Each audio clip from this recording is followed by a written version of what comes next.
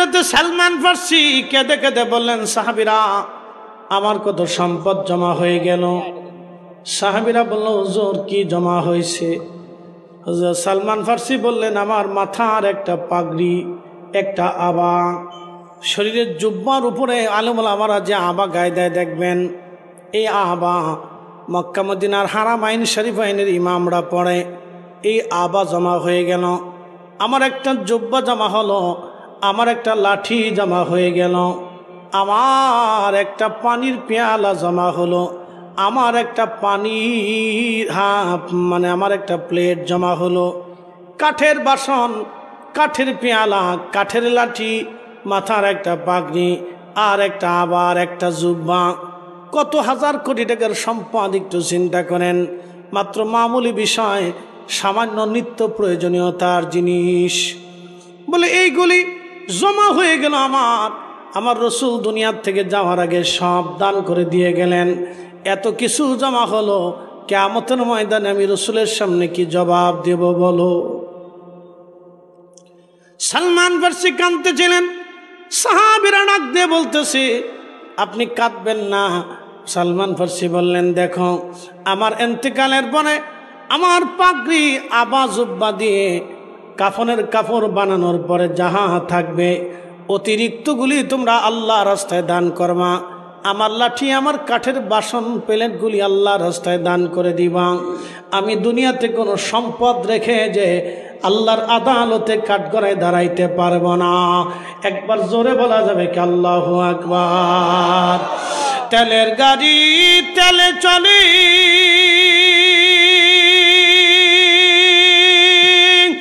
হাওয়ার গাড়ি হাওয়ায় উড়ে, বিনা তেলে চালাই গাড়ি নবী সুলাইমান। আমরা সেই মুসলমান, আমরা সেই মুসলমান, ঠিক কিনা? আমরা সেই মুসলিম। হযরতে মুসা কালিমুল্লাহ ডাক দিয়ে বললেন, হারুন কল্লা কি? হযরত হারুন আলাইহিস সালাম বললেন, ভাই আমার, আমি বহু চেষ্টা করছি কিন্তু বুঝাইতে পারি নাই। আল্লাহর নবী মুসা সিজদায় পড়ে গেলেন, ইয়া রব, আমার কম জুলুম করে ফেললো, এত বড় শিরক করে ফেললো আমি দুনিয়াতে থাকা অবস্থায়। আল্লাহ এখন কি করব আমি? আল্লাহ পাক বলেন, মুসা রে, তোমার উম্মতকে বলো, যদি বনি ইসরাইল তওবা না করে তাহলে আমি আল্লাহ তাদেরকে পাথর নিক্ষেপ করে, গজব নিক্ষেপ করে আমি আল্লাহ তাদের ধ্বংস করে দেব। মুসা নবী বনি ইসরাইলকে ডাক দিয়ে বলেন, হে বনি ইসরাইল, তোমরা যদি তওবা না করো তাহলে সর্বনাশ হয়ে যাবে, আল্লাহ গজব নাজিল করবে, কি করবা চিন্তা করো। বনি ইসরাইল বলো, হুজুর ভুল হয়ে গেছে, আমরা তওবা করতে চাই। রব্বুল আলামিন জানাইলেন, মুসা, তারা যদি তওবা করতে চায় তাহলে শাস্তি নিয়ে তওবা করতে হবে। যত 70,000 মানুষ তারা ওই প্রতিমার সামনে সেজদা দিয়েছে, গোবাছুরকে খোদা মনে করেছে, তারা অবশ্যই একজন আরেকজনকে ছুরিকাঘাত করে হত্যা করবে, নিজেরা শাস্তিও নিবে, তওবাও করবে।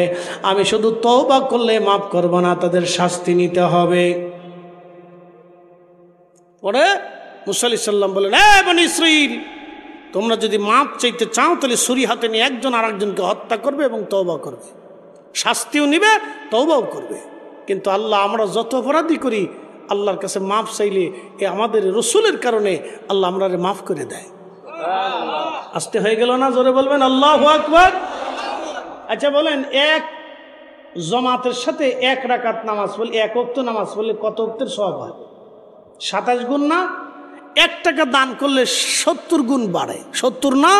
কিন্তু আপনি সব নবীর উম্মত যদি হতেন, 1 টাকায় 1 টাকার সওয়াব, 1 রাকাতে 1 রাকাতের সওয়াব। শুধু আমার রসুলের উম্মত হওয়ার কারণে 1 টাকায় 70 গুণ, 700 গুণ। নবীর উম্মত হওয়ার কারণে 1 ওয়াক্তে 27 গুণ। একসাথে বলবেন আল্লাহু আকবার। শুধু এই রসুলের উম্মত হওয়ার কারণে। এই জন্য আরবিতে একটা প্রবাদ আছে, শরফুল মাকিনা ও শরফুল মাকান, শরফুল মাকানে ও শরফুল মাকিন কিছু জায়গার কারণে মানুষের দাম বাড়ে, মানুষের কারণে জায়গার দাম বাড়ে। মদিনার কারণে রসুলের দাম বাড়ে নাই, বরং রসুলের কারণে মদিনার দাম বাড়ছে। একটা কথা আজকে ভুল ভুল মনে রাখবেন, শুনে রাখবেন। আমরা যারা আহলে সুন্নতুল জামাতের অনুসারী আছি, বিশ্বাসী আছি, আমরা একটা কথা সবসময় মনে রাখি, আমরা স্মরণ রাখি, আমরা শানের সালাত থেকে আমরা সবসময় প্রাধান্য দিয়ে নিজের কলিজার ভিতরে ভরে রাখি। কথা বলেন ঠিক না বেঠে? তো মনোযোগ দিন। মদিনার কারণে রসুলের দাম বাড়ে নাই। মদিনাতে একটা জায়গা আছে, জায়গাটার নাম হচ্ছে রিয়াজুল জান্নাহ। পৃথিবীর কোথাও পাবেন না, বাইতুল আকসাতে পাবেন না, হেরে মক্কাতে পাবেন না, বাইতুল মুকাররমে পাবেন না, পৃথিবীর কোথাও গেলে রিয়াজুল জান্নাহ পাবেন না। রিয়াজুল জান্নাহ একটা জায়গা খাস করে আল্লাহ নির্ধারিত করে দিলেন, এই জায়গাটা রিয়াজুল জান্নাহ। আল্লাহ বলেন, হাবিব আপনি হুজরা থেকে মিম্বার শরীফ পর্যন্ত এই জায়গাটুকুন রিয়াজুল জান্নাহ। মনে রাখবেন, যদি কোনোদিন মদিনাতে যাওয়ার সুযোগ হয় তাহলে ওইখানে নামাজ পড়লে বুঝবেন আপনি আল্লাহর বেহেশতে নামাজ পড়েছেন, কারণ কিয়ামতের ময়দানে ওই জায়গাটুকুন সহ জান্নাতে চলে যাবে। না না, হয় না, আরো জোরে, আরো জোরে, আরো জোরে। ওই জায়গাটুকুন জান্নাতের অংশ, ওই জায়গাটুকুনি রসুলের জন্য বরাদ্দ হবে। ওইখানে দোয়া যদি করেন তাহলে বুঝবেন আপনি জান্নাতুল ফিরদাউসে বসে দোয়া করেছেন। এই জন্য হাজিরা এখানে দোয়া করার জন্য পাগল পারা হয়ে যায়। আমি এক হাজি, ইন্ডিয়ান হাজি, মানে কোথায় কেরালা পেরাল্লা হবে, তার এই অত কিছু বুঝেন আর কি। ও মুসলমান তো ধর্মকর্ম সম্পর্কে ওই অঞ্চলে তেমন একটা হয়তো বুঝ নাই। আমার কাছে সে বলতেছে জান্নাতুল বাকি, রিয়াজুল জান্নাহটা কোথায়? তো রিয়াজুল জান্নাতে ঢুকছে, বলতেছে কোন জায়গা? তো আমি দেখালাম এই রওজা শরীফের এই অংশ থেকে আল্লাহর হাবিবের এই মিম্বার শরীফ পর্যন্ত পুরাটা রিয়াজুল জান্নাহ। সে আল্লাহর হাবিবের মিম্বার শরীফ দেখে সে কাঁদতে কাঁদতে পেরেশান হয়ে গেল। আহা, আমার কি বুলন্দ নসিব যে আমার জীবনের সেই হিন্দুস্তান থেকে সে আমি রসুলের মিম্বার দেখতে পারতেছি, আমি এখানে নামাজ পড়তে পারতেছি। সে কেঁদে কেঁদে হয়রান হয়ে যাচ্ছে, আমার বারবার জড়ায় ধরতেছে, হুজুর আপনি আমার দেখাই দিয়েছেন, আপনাকে অসংখ্য মোবারকবাদ, অসংখ্য শুক্রিয়া।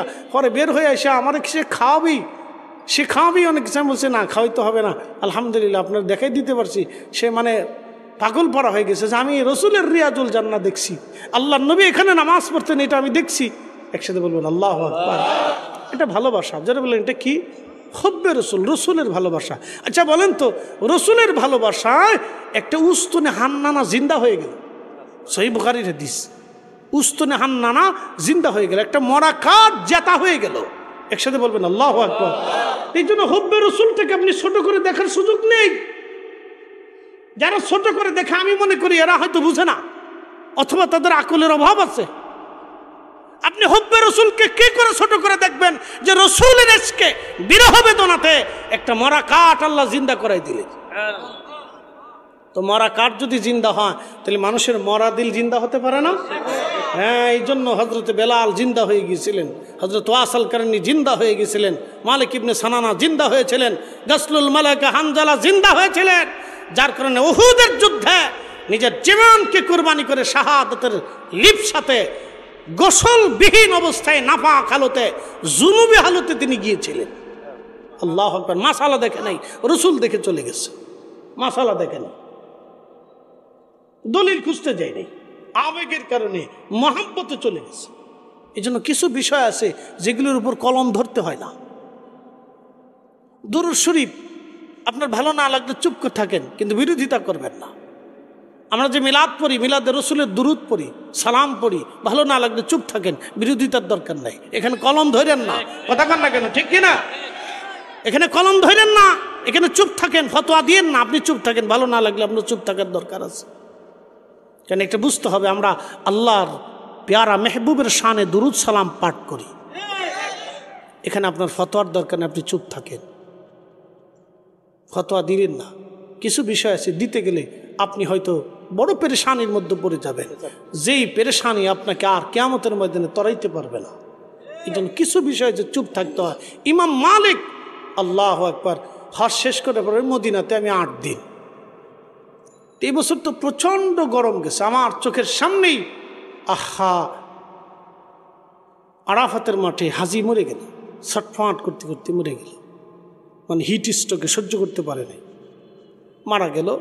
আর একজন হাজি কোনো রকম মিঠু মিঠু জান আসতেছে যাচ্ছে, তো আমি ঠান্ডা পানি টানি নিয়ে গেলাম, দিলাম, মাথায় ঢাললাম। আরও লোকজন অনেক আসছে, টেক অ্যারাবিয়ান আর কি, মিশরি সম্ভবত হবে। তো পরে ডাক্তার আসছে অনেক পরে। তো ডাক্তার তো ওই আঞ্চলিক ডাক্তার, তো আসার পরে স্যালাইন দিয়ে রাখলো। আমরা বললাম যে হসপিটালে নিয়ে যান। তা বললো যে এই মুহূর্তে নেওয়ার সুযোগ নেই, মাগরিবের পরে যখন হাজি চলে যাবে মুজদালিফার দিকে তারপরে নিতে পারবো। এই মুহূর্তে এত লক্ষ মানুষের ভিতরে অসম্ভব, আমরা নিতে পারবো না। অনেক হাজি এবছর গরমেই মারা গেছে। আল্লাহু আকবার, গরমেই হাজি মারা গেছে। প্রিয় উপস্থিতি, মদিনাতুল মুনওয়ারাতে 80 বছর ধরে একজন ইমাম, তিনি ইমাম মালিক ইবনে আনাস রাদিয়াল্লাহু আনহু, পৃথিবীর 4 মাযহাবের এক মাযহাবের ইমাম ইমাম মালিক। বুঝতে পারতেছেন, মুস্তাহিদ তবকার প্রথম তবকার মুস্তাহিদ ছিলেন তিনি। পৃথিবীতে কোনো মা ইমাম মালিকের মতো আলেম জন্ম দিতে পারবে না। এখানে উলামায়ে কিরাম আছেন, মুফতি সাহেব হুজুর আছেন। পৃথিবীর কোনো মা ইমাম মাহদির আগে ইমাম মালিকের মতো কোনো আলেম আর জন্ম দিতে পারবে না। পৃথিবীর 4 আলেমের নাম মসজিদে নববীতে রাদিয়াল্লাহু তাআলা আনহু সহ লেখা। আমি নিজে এবছর লাইভ করে ভিডিও করে মানুষকে দেখাইছি। দেখো, যারা মাযহাব মানো না তোমরা শুনে নাও। তোমরা যতই লা মাযহাব করে চিল্লা ফাল্লা করো, কিন্তু মদিনার নবীর মসজিদে সাহাবায়ে কেরামের নামের পরে এই 4টা মাযহাবের ইমামের নাম সুন্দর করে লেখা এবং সাথে রাদিয়াল্লাহু তাআলা আনহু সহ লেখা আছে। একবার জোরে বলা যাবে কি মারহাবা। আমার এই ফেসবুক আইডিতে লাইভও আছে, এখনো আছে। এই উপস্থিতি মনোযোগ দিবেন, নাটোরবাসী ইমাম মালিক 80 বছর ধরে মদিনার সীমানার ভিতরে কখনো একটু থুতু নিক্ষেপ করেন নাই। আপনি ভালোবাসা কেমনে দেখেন, কেন বিরোধিতা করবেন? আমরা যখন ইয়া নবী সালাম আলাইকে বলে দাঁড়াই, বাবারে আমরা পৃথিবীর কোনো ক্ষমতার জন্য দাঁড়াই না, মানুষ দেখানোর জন্য দাঁড়াই না, টাকার লোভেও দাঁড়াই না, অর্থের জন্য দাঁড়াই না, দুনিয়ার ক্রেডিটের জন্য দাঁড়াই না, আমরা শুধুমাত্র রসুলের সম্মানের জন্য দাঁড়াই। আমাদের আর কোনো উদ্দেশ্য নাই। আমরা বিশ্বাস করিও না যে রসুল এখানে বসে রয়েছে। কি কথা কন না কেন?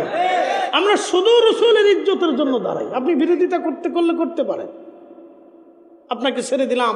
আপনার জবানের স্বাধীনতা আছে, কাজের স্বাধীনতা আছে, কিন্তু আপনাকে বুঝতে হবে আপনি কিসের বিরোধিতা করতেছেন। আপনি রসুলের তাজিমের বিরোধিতা করতেছেন। আপনি কিসের বিরোধিতা করেন? রসুলের তাজিমের বিরোধিতা করেন। তো যদি বলেন বেদাত, তাহলে বলেন ইমাম মালিক 80 বছর মদিনায় জুতা পরল না, এটা বেদাত আপনি প্রমাণ করেন। যদি বলেন বেদাত, তাহলে ইমাম মালিক 80 বছর মদিনার সীমানার ভিতরে থুতু ফেলে নাই। 80 বছর একটা সেকেন্ডের জন্য জুতা পরে নাই। আমরা 8 দিন জুতা ছাড়া থাকতে পারি না, 1 মিনিটও চলতে পারি না। আর এই ইমাম পৃথিবীর শ্রেষ্ঠ ইমাম, 4 ইমামের এক ইমাম, 4 আলেমের এক আলেম, পৃথিবীর 4 আলেমের এক আলেম।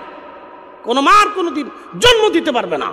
ইমাম মালিকের লেখনের উপরে কলম ধরার মতো কোনো আলেম পৃথিবীতে কিয়ামত পর্যন্ত জন্ম হবে না। 4 আলেমের এক আলেম। জীবনে 80 বছরে মদিনার হাউদের ভিতরে কখনো জুতা পরেন নাই, থুতু নিক্ষেপ করেন নাই, পেশাব পায়খানা ছাড়েন নাই। আপনি জানেন কত বড় আদব। আল্লাহু আকবার, তাজিমে রাসূল। আল্লাহু আকবার, ইয়া রাসূল।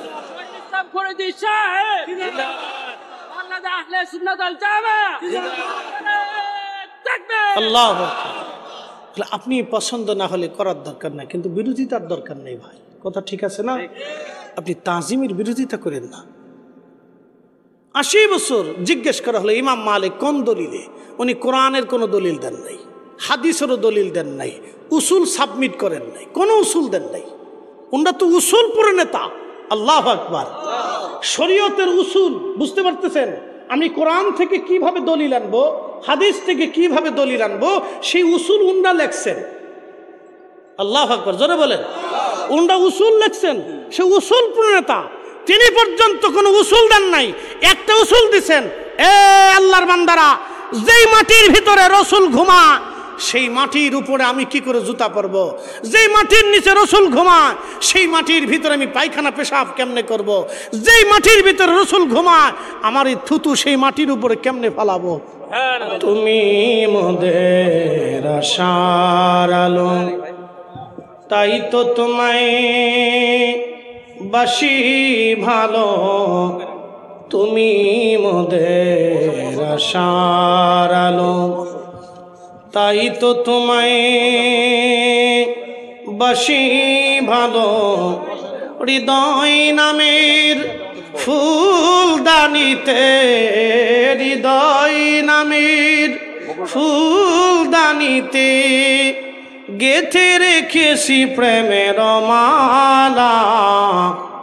ইয়া রাসূলুল্লাহ ইয়া হাবিবাল্লাহ, ইয়া রাসূলুল্লাহ ইয়া হাবিবাল্লাহ, ইয়া রাসূলুল্লাহ।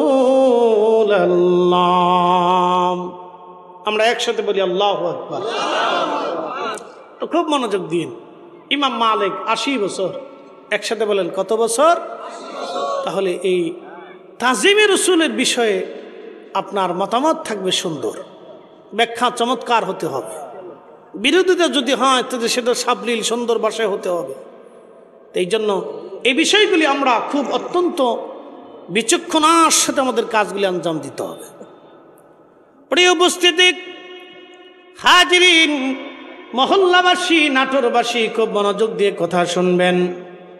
আমি যেই কথা কোরআনের যে আয়াতে আমি সর্বপ্রথম তেলাওয়াত করেছিলাম, আমি সেই দিকেই ফিরে যাব। সময়ের স্বল্পতা, আমি বলেছিলাম আল্লাযীনা ইউমিনুনা বিল গায়ব, গায়েবের উপর ঈমান আনা লাগবে।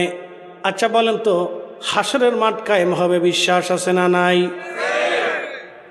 আমাদের দেশের সনাতনী যারা, তাদের বিশ্বাস হচ্ছে আবার আসিব ফিরে, ধানসিঁড়িটির তীরে, নবান্নে, এ বাংলায়, হয়তো শালিকের বেশে। তাদের বিশ্বাসে হচ্ছে আবার পৃথিবীতে সে কোনো পশু পাখি বা প্রাণীর অস্তিত্ব নিয়ে সে পৃথিবীতে আবার আসবে। কিন্তু আমাদের বিশ্বাসে পৃথিবীতে আর আসার কোনো সুযোগ, একসাথে বলেন কোনো সুযোগ, একসাথে বলেন কোনো সুযোগ। ওয়ালা ইউআখিরাল্লাহু নাফসান ইযা জাআ আজালুহা।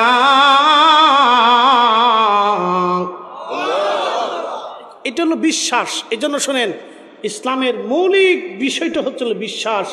আপনার যদি আকীদা, বিশ্বাস ঠিক থাকে তাহলে আমল যাহা করবেন সেটা মঞ্জুরিয়াত আসবে।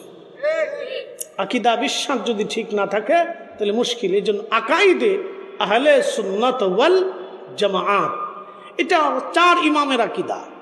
ইমাম আবু হানিফা, ইমাম শাফিঈ, ইমাম মালিক, ইমাম হাম্বলি।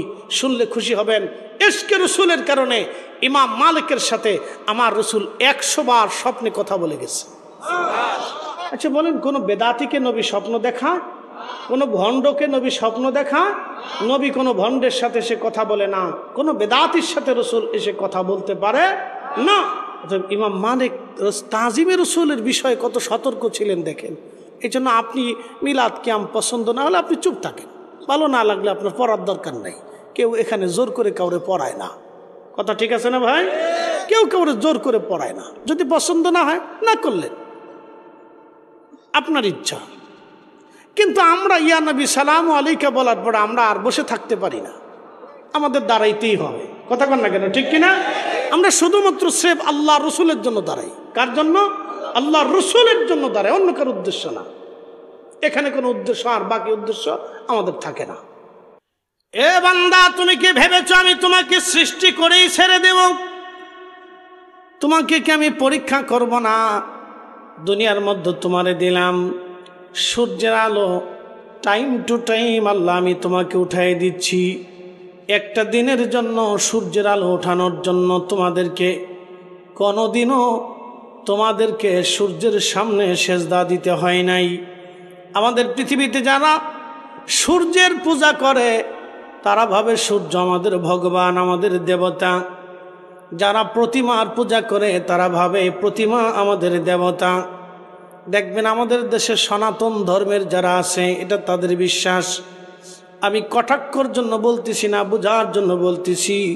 তারা বিশ্বাস করেন তাদের বিদ্যার দেবতা আলাদা, সেই জন্য তারা সরস্বতীর পূজা করে থাকে। তারা মনে করেন তাদের সাপ থেকে এই বাঁচানোর জন্য সেই দেবতা আলাদা, সেই জন্য তারা মনসার পূজা করে। তারা নিরাপত্তার জন্য কালীর পূজা করে থাকে অথবা দুর্গার পূজা করে থাকে। যৌন শক্তি, শারীরিক শক্তি বর্ধনের জন্য তারা হয়তো শিবের পূজা করে থাকে।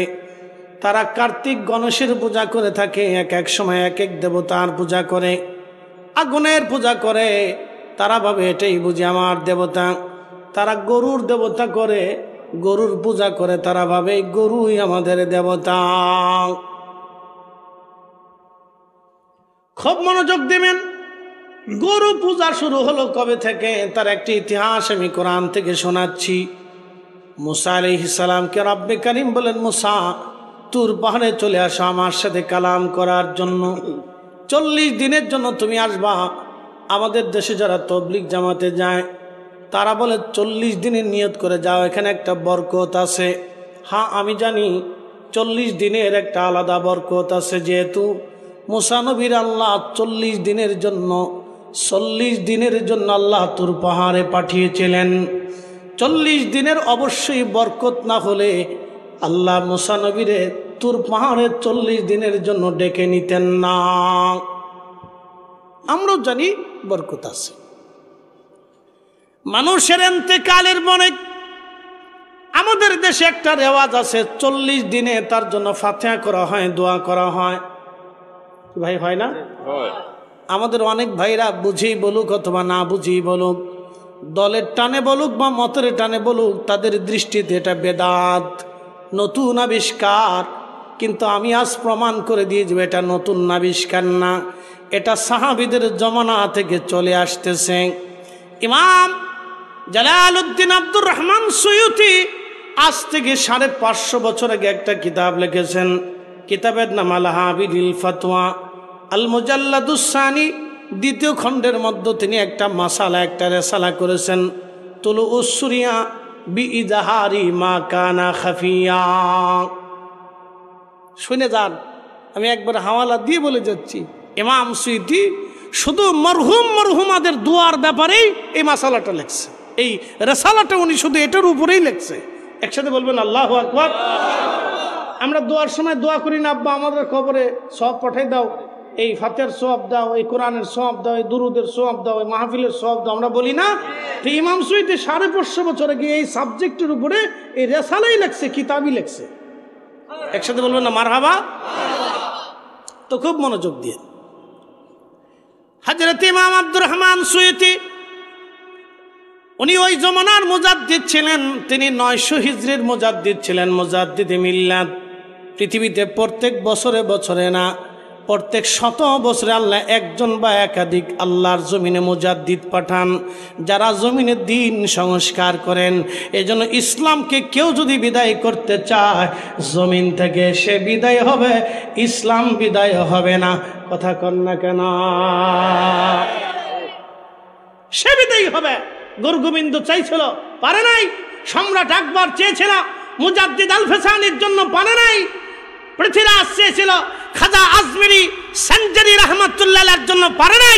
পৃথিবীতে এইরকম বহু বড় বড় দানব এসেছিল, কিন্তু আউলিয়া কিরামকে, মুজাদ্দিদদেরকে আল্লাহ দুনিয়ার ভিতরে পাঠিয়ে দিয়ে আল্লাহর দ্বীনকে, কালেমার ঝান্ডাকে পৃথিবীতে আল্লাহ উড়িয়ে রেখেছেন।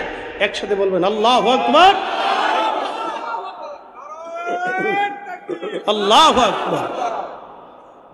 আল্লাহ আমাদেরকে আল্লাহর দ্বীনের পথে কবুল করুন, সকলে বলেন আমিন। হযরত ইমাম সুয়ুতি তুলুস সুরিয়া বিইজহারি মা কানা খাফিয়া এর রেসালার মধ্যে তিনি লেখেন, ইমাম তাউস ছিলেন 70 জন সাহাবীর ছাত্র। কতজন সাহাবী? 70 জন।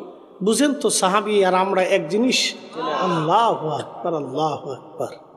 কোরআন বলতেছে রাদিয়াল্লাহু আনহুম ওয়া রাদু আন, আমি আল্লাহ তাদের উপরে খুশি, তারাও আমি আল্লাহর উপরে খুশি। কারণ যালিকা লিমান খাশিয়া রাব্বা, তারা আল্লাহকে ভয় করে। একসাথে বলবেন আল্লাহু আকবার। প্রিয় উপস্থিতি, খুব মনোযোগ দিবেন। হাজিরিন, নাটোরবাসী কথাগুলি ভালো করে শুনে যাবেন। যেই কথাগুলি আমি বলছিলাম, মুসা আলাইহিস সালাম হযরত ইমাম সুয়ুতি লেখেন, ইমাম তাউস 70 জন সাহাবী থেকে দ্বীন শিখেছিলেন। তিনার একটা বর্ণনা এসেছে, তিনি বলেছেন আমাদের জমানাতে যখন মানুষ মারা যাইত তখন আমরা জানতাম যে 7 দিন এবং 40 দিন পর্যন্ত সে কবরের মধ্যে দোদুল্যমান থাকে, চিন্তিত থাকে, পেরেশানি থাকে, কষ্টের মধ্যে থাকে। এই 7 দিন এবং 40 দিনের দিন ইয়াস্তাহিবুনা আইয়ুতইমু তিলকাল আইয়াম। ইমাম তাউস লিখতেছেন, হুজুর এখনই আমার আরবি বলার সঙ্গে সঙ্গে ইবারত বলার সাথে হুজুর বুঝে ফেলছেন। ইয়াস্তাহিবুনা, ইমাম তাউস লিখতেছেন আমাদের কাছে মুস্তাহাব ছিল, মুস্তাহাব। আমরা মুস্তাহাব মনে করতাম। ইয়াস্তাহিবুনা আইয়ুতইমু, এই সময় মানুষদেরকে দাওয়াত করে এনে আমরা উত্তম খাবার খাওয়াইতাম। মারহুম মারহুমাদের জন্য দোয়ার জন্য আমরা মানুষদেরকে ডেকে এনে উত্তম খাবার পরিবেশন করিয়া আইয়ুতইমু তিলকাল আইয়াম, 7 দিনের দিন এবং 40 দিনের দিন আমরা মানুষদেরকে দাওয়াত করে মেহমানদারি করাইতাম ওই মারহুম মারহুমার মাগফিরাতের জন্যে।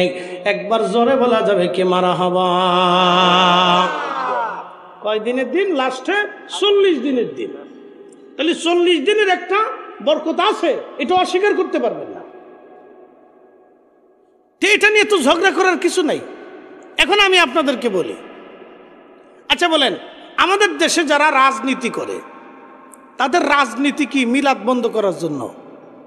জোরে বলেন। না না, একসাথে বলেন, একসাথে বলেন। কোরআন খতম বন্ধ করার জন্য? তাদের রাজনীতি কি দোয়া বন্ধ করার জন্য? তো তাদের রাজনীতি কেন হবে? যত বাংলাদেশে ইসলামিক দল আছে, যত দল আছে, আমি সব দলের কথা বলতেছি, কোনো দল আমি নাম ধরে বলবো না, বাছাই কুচাই বলবো না। সব ইসলামিক দলের রাজনীতি কি জন্য? দোয়া দরুদ বন্ধ করার জন্য, কোরআন খতম বন্ধ করার জন্য, মিলাদ বন্ধ করার জন্য, জিকির বন্ধ করার জন্য না।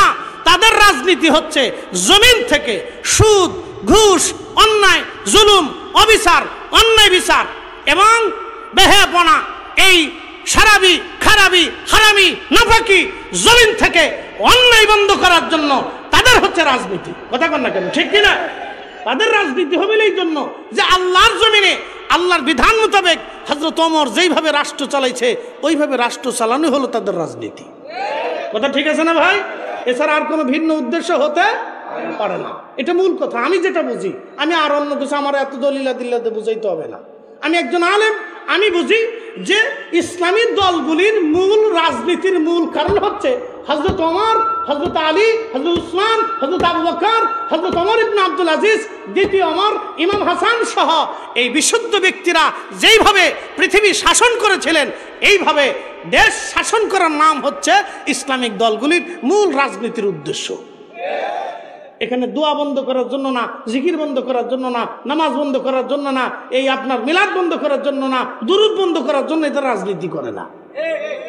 এখন কোন দল যদি এটা নিয়ে খোঁজাখুঁজি করে তাহলে আমি বুঝবো, আমি মানবো যে আমার এলেম থেকে, আমার জ্ঞান থেকে বুঝবো আসলে তারা রাজনীতি বুঝেই না, এরা রাজনীতি বুঝেই না। এখানে রাজনীতি করতে কয় কেনা? তো প্রত্যেকটা মানুষ যদি ন্যায়ের পক্ষে থাকে তাহলে মামলার দরকার হয় না।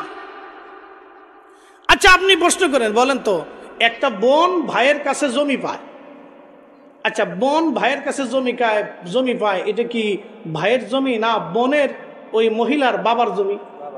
বাবার জমি। সে আল্লাহর আইনেও জমি পায়, সরকারের আইনেও জমি পায়, রাষ্ট্রীয় আইনেও সে জমি পায়, আল্লাহর আইনেও জমি পায়। তাহলে আল্লাহর আইনে, রাষ্ট্রের আইনে যদি সে জমি পায়, তো বোন ভাই জমি বুঝাই দেয় না, জমি বুঝাই দেয় না, জমি বুঝাই দেয় না, দেয় না, দেয় না, 10 বছর পার হয়েছে। এরকম ভাই দেশে আছে না? বহু আছে, হাজার হাজার আছে দেশে। আচ্ছা এখন এই নাটোরে যাইয়া এই বনে মামলা করছে, এখন মামলা করার পরে 10 বছর ধরে মামলা চলে। আপনি বলেন এই মামলা কেন 10 বছর চলবে? এটা তো 10 দিন চলার কথা না। কি কথা কর না কেন? জোরে বলেন। যদি এটা ওমরের আদালত থাকতো যদি এটা ওমরের আদালত থাকতো তাহলে 10 দিন তো দূরের কথা, 10 ঘন্টার ভিতরে সমাধান। ওর ভাই দিবে, ভাইয়ের ঘাড়ে দিবে, আর 14 গোষ্ঠী জমি বুঝাই দিবে। কি কথা খারাপ করতেছি ভাই? কথা কি লজিক বিহীন আছে? বুঝে যাবেন। প্রিয় উপস্থিতি, হযরত ইমাম তাউসের সিদ্ধান্ত মোতাবেক বোঝা গেল সাহাবীদের জমানাতে মানুষের ইন্তেকালের পরে 40 দিনের সময় দোয়া করা হতো। অতএব সাহাবীদের জমানা যেহেতু দোয়া চলল, তাহলে এখন এসে কেন এটা বেদাত বলে বন্ধ করা হবে? একজন ব্যক্তি যদি মায়ের খেদমত না করে, মায়ের খেদমত না করিয়া যদি মায়ের ফাতিহা করে, তাহলে এটা অন্যায়। এটা আমরা কেউ সমর্থন করব না। তুমি মায়ের খেদমত করো নাই, মারে খাবার দাও নাই, বৃদ্ধাশ্রমে রাখছ, মারে শ্বশুর বাড়ি, মারে নিজের বাড়ি, মায়ের আসল হক আদায় করে নাই। মায়ের ইন্তেকালের পরে মার জন্য যেটা দোয়া হয়, এটা হলো অতিরিক্ত ইবাদত, এটা আর নওয়াফিল অতিরিক্ত ইবাদত। কোনো সন্তান যদি করতে চায় করতে পারে, না করলে তাকে জোর করারও কোনো সুযোগ নাই। কথা বলেন ঠিক কিনা? এই জন্য হযরতে মুসা কালিমুল্লাহ তুর পাহাড়ে চলে গেলেন 40 দিনের জন্য। 40 দিনের জন্য যখন মুসা নবীকে তুর পাহাড়ে আল্লাহ নিয়ে চলে গেলেন, এইদিকে একজন সামিরি নামক জাদুকর ছিল। এই জাদুকর চিন্তা করলো বনি ইসরাইলকে ধোঁকায় ফেলতে হবে। এই জাদুকর হযরতে মুসা নবী এবং বনি ইসরাইলকে যখন ফেরাউন থেকে আল্লাহ বাঁচিয়েছিলেন, ফেরাউন থেকে বাঁচানোর সময় জিব্রাইল আলাইহিস সালাম আসমান থেকে একটা ঘোড়ার পিঠে চড়ে দুনিয়াতে নেমেছিলেন। ওই ঘোড়ার পিঠে দুনিয়াতে নামার সময় এই ঘোড়াটা যে মাটির উপরে পাড়া দিয়েছিল, এই সামিরি জাদুকর সে লক্ষ্য করেছিল জিব্রাইল ঘোড়া দিয়ে জমিনে নামবে। সে জমিনে নামার পরে ওই যে মাটিতে ঘোড়া পাড়া দিয়েছিল, ওইখান থেকে মাটিগুলি সংগ্রহ করে নিয়ে এসে কাছে রেখে দিয়েছিল। সে বুঝেছিল এই মাটি একদিন কথা বলবে। সে তো জাদুকর। তন্ত্রমন্ত্র যারা করে তারা দেখবেন নানান কিছু নিয়ে মানুষের মরা হাড্ডি আনে, তারপরে কুত্তার হাড্ডি আনে, এরপরে কুত্তার খুলি আনে, এরপরে মানুষের চুল আনে, কাপড় ছিঁড়ে নিয়ে আসে, তারপরে আরও কত কিছু এর গোরস্থান থেকে খুলি নিয়ে আসে, নানান ধরনের কিছু করে তারা এই তন্ত্রমন্ত্র করে মানুষকে কুফরি কালাম করে কষ্ট দেয়। শুনবেন, মনে রাখবেন, কোনো মুসলমান ফকির যদি কুফরি কালাম করে তাহলে ওর জানাজায় যাবেন না, ওর কবরও দিবেন না, কেন ও মুসলমান না। কি কথা কন না কেন? কথা ক্লিয়ার না ভেজাল আছে? একবারে ক্লিয়ার। কোন মুসলমান ফকির যদি জাদুটনা করে, তন্ত্রমন্ত্র করে, তাহলে বুঝবেন ও মুসলমান নাই, ও কাফের হয়ে গেছে। যারা বলেন কি হয়ে গেছে? ও কাফের হয়ে গেছে, ও মুসলমান নাই। প্রিয় উপস্থিতি, খুব মনোযোগ দিবেন। তো সামিরি জাদুকর হযরতে জিবরিল আলাইহিস সালাতু ওয়াস সালাম যে মাটির মধ্যে পাড়া দিয়েছিলেন, সেই মাটির অংশটা নিয়ে এসে কাছে রেখে দিয়েছিল। মুসা আলাইহিস সালাম 40 দিনের জন্য তুর পাহাড়ে চলে গেলেন। হযরত হারুন আলাইহিস সালামকে রেখে গেলেন, হারুন, আমার কওমকে তুমি এই হেদায়েতের জন্য নসিহত করবা এবং তাদের দেখাশোনা করবা। কিন্তু সামিরি চিন্তা করলো, সুযোগ একটা পেয়ে গেলাম, আজকে ছাড়া যাবে না। যেহেতু 40 দিনের জন্য মুসা চলে গেল, সে একটা স্বর্ণ দিয়ে গো বাছুর বানাইছে, গো বৎস। দেখেন গরুর পূজা করতে শুরু হয়েছে, গরু পূজা, গোবৎস বানাইছে। গোবৎস বানাইয়া এই গোবৎসের ভিতরে সামিরি ওই যে জিবরিল আলাইহিস সালাতু ওয়াস সালামের ঘোড়ার পায়ের নিচে যে মাটি, ওই মাটিটা সে ভিতরে ঢুকাই দিচ্ছে। ভিতরে যখন ঢুকাইছে, তো ঢুকানোর পরে এই মাটিটা, এই গোবৎসটা তখন জিন্দা হয়ে হাম্বা হাম্বা করা শুরু করছে। তো যখন হাম্বা হাম্বা করে, তখন সামিরি বনি ইসরাইলের সব মানুষদেরকে ডাক দিছে, বনি ইসরাইলরা এবার আসো, মুসা তো আল্লাহ পাওয়ার জন্য তুর পাহাড়ে গেছে, আল্লাহ যে আমার কাছে চলে আইছে তোমরা জানো নি। দেখেন শয়তান কত বড় সিটার। বনি ইসরাইল, খোদা যে আমার কাছে চলে আইছে তোমরা জানো নি। কেমনে? আসো, আমি খোদা দেখাই দিছি, সবাই আসো। এই সামিরি জাদুকর সমস্ত বনি ইসরায়েলের মানুষদেরকে ডেকে এনে তিনি এই গোবৎসের সামনে আনলেন। আর সামিরি মুসা হযরত জিবরাইল আলাইহিস সালামের পায়ের নিচের যে মাটি ওই এই গোবৎসের স্বর্ণের গোবৎসের ভিতরে ঢুকাই দেওয়ার পরে এটা হাম্বা শুরু করলো। সামিরি ডাক দেখো, এ বনি ইসরাইল দেখছনি খোদা এখন এই গোবৎসের মধ্যে চলে আসছে, সবাই এবারও তোমরা এই খোদারে সেজদা দাও। তো সবাই এই গোবৎসের সামনে এই মূর্তির সামনে সব মাথা নত করে সেজদায় পড়ে গেল।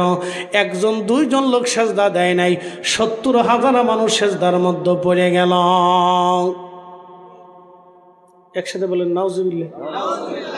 এই যে গোবৎসর পূজা শুরু হইলো দেখেন, গরু পূজা। একসাথে বলেন কি পূজা? জোরে বলেন কি পূজা?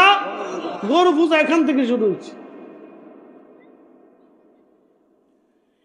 এই গোবৎস পূজা শুরু হয়ে গেল। সমস্ত 70,000 বনি ইসরাইল গরুর সামনে মাথা নত করে সেজদার মধ্যে পড়ে গেলেন। মুসা আলাইহিস সালাম 40 দিন পরে এসে দেখলেন হায় হায় তার কওম শিরকের মধ্যে লিপ্ত হয়ে গেছে। এই কওম আজ শিরকের সামনে মাথা নত করেছে। এই জন্য একটা কথা মনে রাখবেন, মুসলমানের ঈমান হলো অমূল্য সম্পদ। ঈমান যদি না থাকে মুসলমানের আমলে কাজ হবে না। প্রিয় নাটোরবাসী খুব মনোযোগ দিবেন। হাজরাতে মুসা নবী ফিরে এসে দেখলেন হায় হায় সর্বনাশ হয়ে গেছে, এই জাতি দেহি শিরকের মধ্যে নিমজ্জিত হয়ে গেল। সবাই গরু পূজা শুরু করে দিয়েছে। ওই গরুর সামনে প্রত্যেক দিন ঘটা করে পূজা অর্চনা শুরু করে দিল। মুসা আলাইহিস সালাম তুর পাহাড় থেকে আসলেন। আসার পর হারুনকে ডাক দিয়ে বলেন, হারুন তোমাকে দিয়ে গেলাম এই জাতিকে হেদায়েতে রাখার জন্য, কিন্তু তোমার এই জাতি করলটা কি? তারা গোবৎসের পূজা অর্চনা শুরু করে দিল।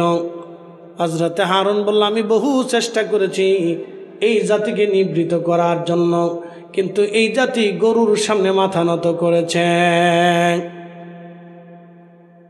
বন্ধু খুব মনোযোগ দিবেন। আমাদের পৃথিবীতে একটা ধর্ম আছে, ধর্মের নাম মাজুসি ধর্ম। মাজুসি ধর্মের মূল কাজ হচ্ছে আগুনের পূজা করা। তারা আগুনের সামনে মাথা নত করে আগুনের পূজা করে। মাজুসিরা আগুনের পূজা করে।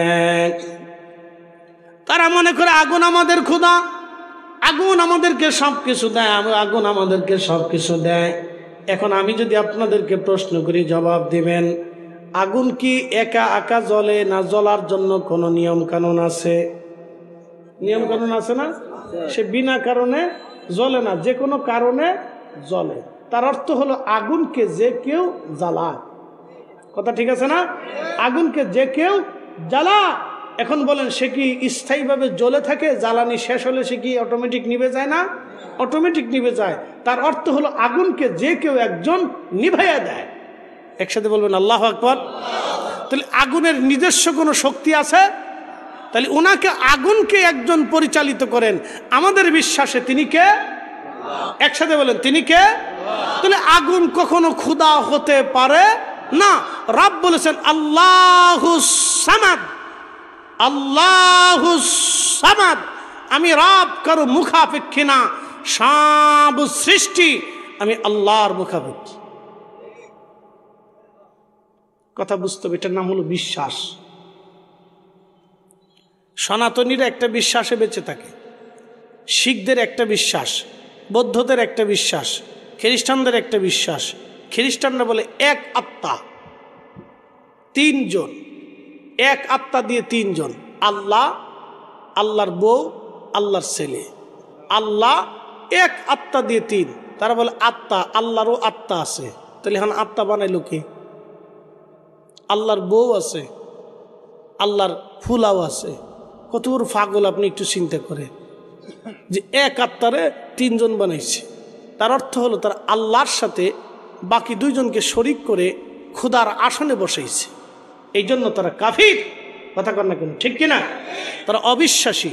কোরআন বলতেছে ইন্নাল্লাযীনা কাফারু মিন আহলিল কিতাবি ওয়াল মুশরিকিনা ফি নারি জাহান্নাম খালিদিনা ফিহা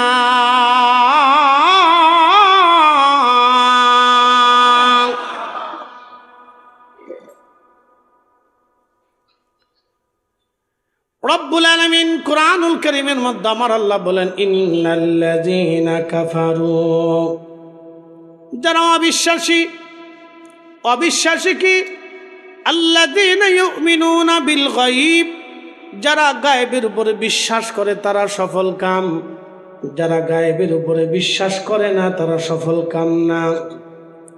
আল্লাহ দেখা যায় না কিন্তু আল্লাহ আছে, ফেরেশতা দেখা যায় না কিন্তু ফেরেশতা আছে, কবর কি হবে দেখা যায় না কিন্তু কবর সত্য, মুনকার নাকির আসবে দেখা যায় না কিন্তু সত্য, কিরামান কাতিবিন দেখা যায় না কিন্তু সত্য, আজরাইল দেখা যায় না, ফা ইন্নাহু মুলাকিকুম, আজরাইল আপনার সাথে মোলাকাত করবে, দেখা যায় না কিন্তু আসবে সেটা সত্য।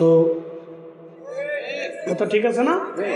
এখান থেকে বুঝে যাবে কোরআনে আল্লাহ কত চমৎকার বলছেন, ফা ইন্নাহু, আল্লাহর একটা কালামের সাথে আর একটা কালামের কোনো দ্বন্দ্ব পাবেন না।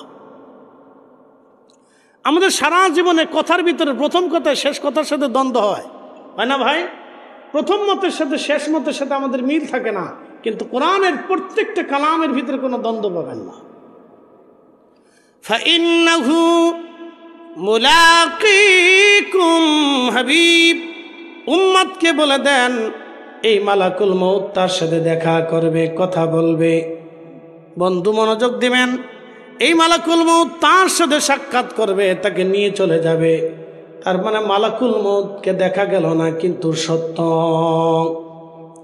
রুগীর সামনে থেকে ডাক্তার নিয়ে গেল, ডাক্তারের সামনে থেকে রুগী নিয়ে গেল, হাজার হাজার গার্ডের মধ্য থেকে প্রেসিডেন্টকে নিয়ে চলে গেল, লক্ষ লক্ষ সৈন্যদের মাঝ থেকে সেনাপ্রধানকে নিয়ে গেল, ঠেকাইতে পারল না, ঠেকাইতে পারল না, ঠেকাইতে পারল না। এ নাটোরবাসী, ফেরেশতা দেখা যায় না কিন্তু সত্য বিশ্বাস করতে হবে। আখিরাত আমাদের জীবনে আসবে কিন্তু দেখা যায় না, বিশ্বাস করে মেনে নিতে হবে। এটার নাম গায়েবের উপরে বিশ্বাস করা। আমাদের নবীর আগে বহু নবী এসেছিলেন কিন্তু দেখা যায় নাই নবীরা আসছিলেন, বিশ্বাস করা লাগবে। নবীদের উপরে আসমানে কিতাব নাজিল হয়েছিল, আল্লাযীনা ইউমিনুনা বিমা উনসিলা ইলাইকা ওয়া মা উনসিলা মিন ক্বাবলিক। নবী গো, আপনার উপরে যে কোরআন নাজিল হয়েছে এই কোরআন উপরে বিশ্বাস করতে হবে। এখন প্রশ্ন করি, জবাব দিবেন। কাজী নজরুল বলল, আল্লাহতে পরিপূর্ণ ঈমান কোথা আসে মুসলমান, আল্লাহতে পরিপূর্ণ ঈমান কোথা আসে মুসলমান। যেই রব্বুল আলামিন মহাসমুদ্রের একটা নীল তিমিকে প্রত্যেক দিন 110 মণ খাবার খাওয়ায়, সে রব্বুল আলামিন আমাদেরকে সুদ মুক্ত খাবার খাওয়াইতে পারে কি পারে না? সুদ খায় কারা? যারা সুদ খায় তারা আল্লাহতে বিশ্বাসী না। কথা ক্লিয়ার? যারা ঘুষ খায় তারা আল্লাহতে বিশ্বাসী না।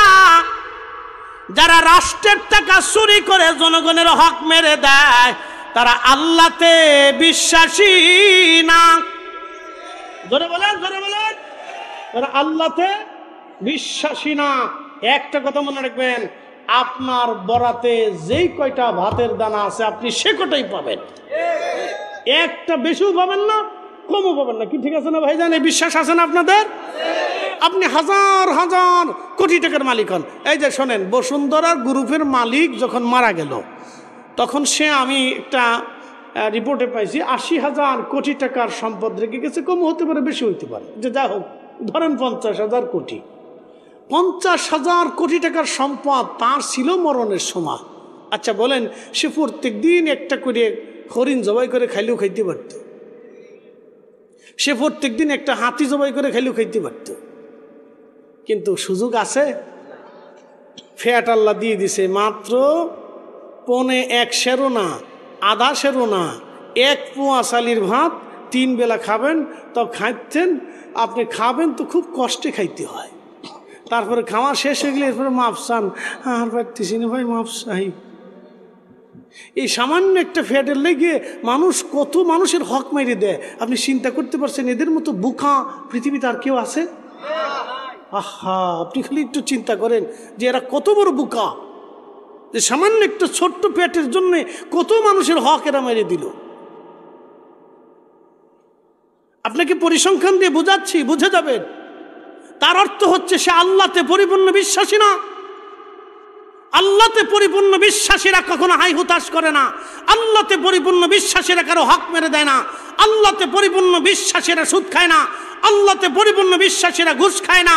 আল্লাহতে পরিপূর্ণ বিশ্বাসীরা জমিন মেরে দেয় না। আল্লাহতে পরিপূর্ণ বিশ্বাসীরা কারো অর্থ মেরে দেয় না। আল্লাহতে পরিপূর্ণ বিশ্বাসীরা কখনো কখনো আল্লাহর আইনের বাহিরে যায় না। আল্লাহ আল্লাহ। কখনো তোমাকে যদি ভুলি,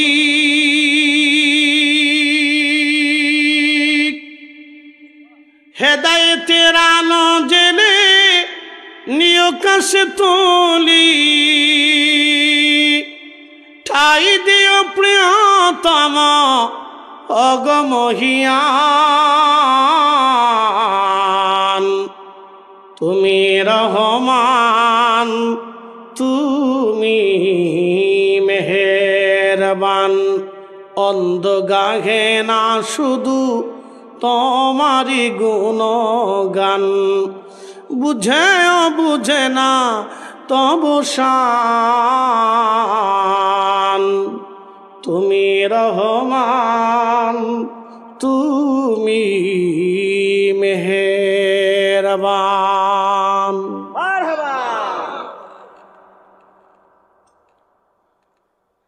প্রিয় নাটোরবাসী, মাইকের আওয়াজ যত দূরে যায় খুব মনোযোগ দিবেন। কাজী নজরুল খুবই চমৎকার কথা লিখে গেছেন। আল্লাহতে পরিপূর্ণ ঈমান কোথা সে মুসলমান, আল্লাহতে পরিপূর্ণ ঈমান কোথা সে মুসলমান। হযরতে সাইয়্যিদুনা সালমান ফারসি রাদিয়াল্লাহু তাআলা আনহু, তিনি ইরাকের গভর্নর ছিলেন। তিনি ইন্তেকালের আগে ইরাকের গভর্নর প্রত্যেক দিন প্রত্যেক মাসে তিনি ৬,০০০ দিরহাম বেতন পাইতেন। ৬,০০০ দিরহাম বেতন আসার পরে সকালবেলা সাইয়্যিদুনা হযরতে সালমান ফারসি রাদিয়াল্লাহু আনহু সব টাকাগুলি জমা করে গরিব মানুষ দাওয়াত করে সব টাকাগুলি বিলীন করে দিতেন, গরিব মানুষকে দান করে দিতেন। একটা সম্পদও নিজের কাছে রাখতেন না। উনি যখন ইন্তেকাল করলেন, ইন্তেকাল করবেন, মুমূর্ষ বড় অসুস্থতা বোধ লাগতেছিল। তখন ওনার বয়স হয়েছিল 250 বছর। একবার জোরে বলবেন কি মারহাবা। 250 বছর পর্যন্ত উনি হায়াত পেয়েছিলেন। খুবই দুর্বল, ক্ষীণ হয়ে গেলেন। এই দুর্বলতায় উনি শুয়ে শুয়ে অজর দ্বারায় কাঁদতে লাগলেন। সাহাবীরা বলল, হুজুর আপনাকে রসুল অনেক ভালোবাসতেন, আপনি নবীর বয়স্ক সাহাবী। ওগো সালমান ফারসি, কি জন্য আপনি এভাবে কাঁদেন আপনার বিদায়ের সময়? সালমান ফারসি জবাব দিলেন, সাহাবীরা রে, আমার মুহিব্বিনেরা, ইরাকবাসী শোনো, আমার নবী দুনিয়ার থেকে চলে যাওয়ার সময় পৃথিবীতে কোনো সম্পদ নবী রেখে যান নাই। নবীর কোনো সম্পদের ওয়ারিশ নাই, শুধু এলেমের ওয়ারিশ আমার নবী রেখে গেছেন। এলেমের ওয়ারিশ যারা আলেম হবে তারা আমার রসুলের এলেমের ওয়ারিশ। একবার জোরে বলবেন কি আল্লাহু আকবার। যারা আলেম তারা রসুলের এলেমের ওয়ারিশ। আমার সালমান ফারসি বলতেছিলেন, কোনো সম্পদ রসুল রেখে যান নাই। অতএব আমার এই মৃত্যুর সময় কত সম্পদ জমা হলো কিয়ামতের ময়দানে আমি রসুলের সামনে কোন চেহারা নিয়ে দাঁড়াবো? আমার রসুল যদি জিজ্ঞাসা করেন আমি সেই দিন কি জবাব দেব? একবার জোরে বলবেন কি আল্লাহু আকবার। তারাও শাসক গোষ্ঠী ছিল, আর আমাদের দেশের শাসক গোষ্ঠী একটু চিন্তা করে বুঝবেন। আমার দেশের ডিসি, এসপি, এমপি, এসপি এবং সরকারি কর্মকর্তা যারা আছে, তারা যদি প্রত্যেক জুমাতে, প্রত্যেক মাসে মাসে জুমার মসজিদে এসে তার রাজস্বের অর্থের কোথায় কোন জায়গায় কেমনে খরচা করলো জনগণকে যদি বুঝাই দিত, তাহলে আমার দেশের সিটারি বাটপারি, চুরি বাটপারি হতো না।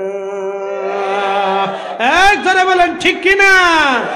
প্রত্যেক মাসের শেষে জুমাতে এসে বুঝাই দিবে যে এই মাসে এটা বরাদ্দ ছিল, আমি অমুক অমুক জায়গা গরিব মানুষের এই বরাদ্দ করে দিয়ে দিচ্ছি।